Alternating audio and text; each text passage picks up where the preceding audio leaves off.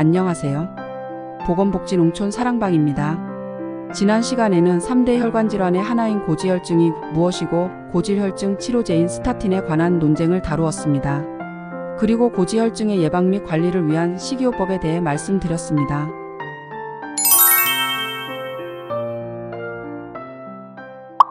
오늘은 두 번째 혈관질환인 고혈당 즉 당뇨에 대한 말씀을 드리고자 합니다. 우선 당뇨가 무엇일까요? 서울대학교 병원에서는 당뇨병은 인슐린의 분비량이 부족하거나 정상적인 기능이 이루어지지 않는 등의 대사질환의 일종으로 혈중 포도당의 농도가 높아지는 고혈당을 특징으로 하며 고혈당으로 인하여 여러 증상 및 징후를 일으키고 소변에서 포도당을 배출하게 된다. 고 합니다.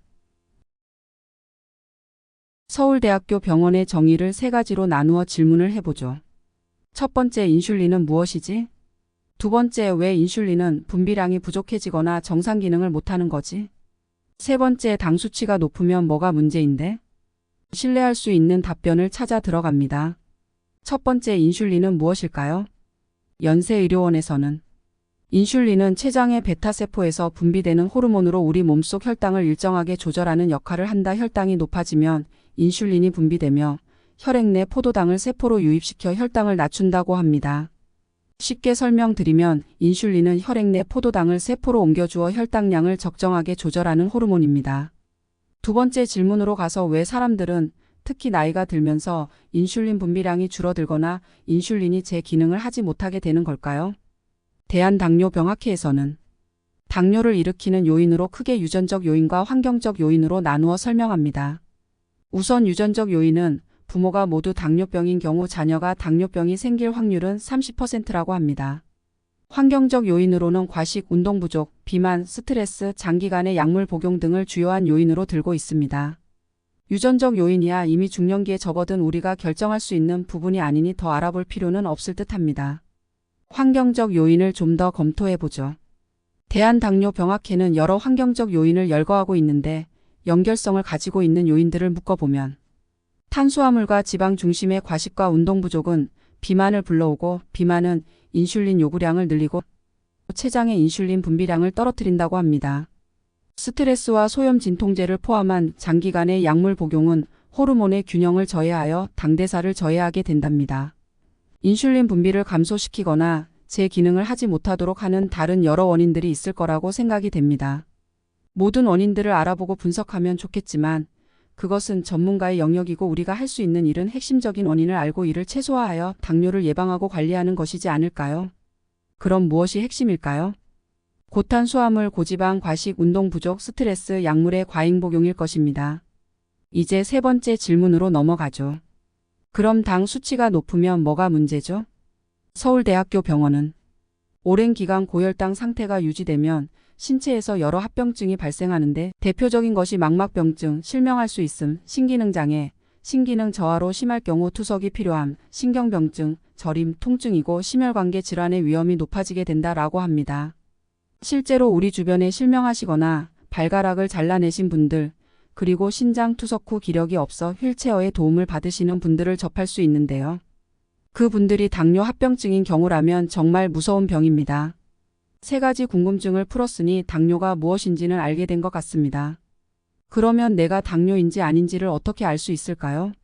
서울대학교 병원에서는 당뇨 초기에 약한 고혈당에서는 대부분의 환자들이 증상을 느끼지 못하거나 모호해서 당뇨병이라고 생각하기 어렵다. 혈당이 많이 올라가면 갈증이 나서 물을 많이 마시게 되고 소변량이 늘어 화장실을 자주 가게 된다. 또한 체중이 빠지게 된다. 고 합니다. 평소와 다른 갈증, 다뇨, 체중 감소가 있다면 혈당을 체크할 필요가 있겠습니다. 요즘에는 보건소에서 무료로 혈당을 체크해주는 자치단체들이 많습니다. 필요시 가까운 보건소에 전화하셔서 상담 후 예약을 하시고 혈당 체크를 하시면 좋을 듯 싶습니다. 이번 영상에서는 당뇨가 무엇인지를 알아보았습니다. 주로 인슐린이 감소하거나 제 기능을 하지 못해서 생기는 질환이고 당뇨를 불러들이는 주요 요인은 고탄수화물, 고지방의 과식과 운동 부족, 스트레스와 약물의 과다 복용이었습니다. 그리고 당뇨의 합병증으로 실명, 신장투석, 심혈관 질환인 협심증, 심근경색, 뇌경색 등이 발생할 수 있다는 말씀을 드렸습니다. 마지막으로 당뇨를 초기에 알아차리는 방법으로는 물론 주기적인 건강검진이겠지만 그렇게 하지 못하신다면 평소와 다른 갈증과 당뇨, 체중 감소 시 가까운 보건소에 방문하셔서 혈당을 체크하실 것을 말씀드렸습니다. 그럼 다음 영상에는 무엇을 올릴까요? 당뇨를 예방하는 활동을 올리면 어떨까 합니다. 이미 당뇨병에 걸리신 분들은 의사와의 상담을 통해 당뇨를 관리하시는 방법을 아실 터이니 아직 당뇨에 걸리지 않았으나 예방을 해야겠다는 생각을 하신 중장년 분들에게 예방활동에 대한 정보를 제공하는 것이 좋을 것이라 생각합니다.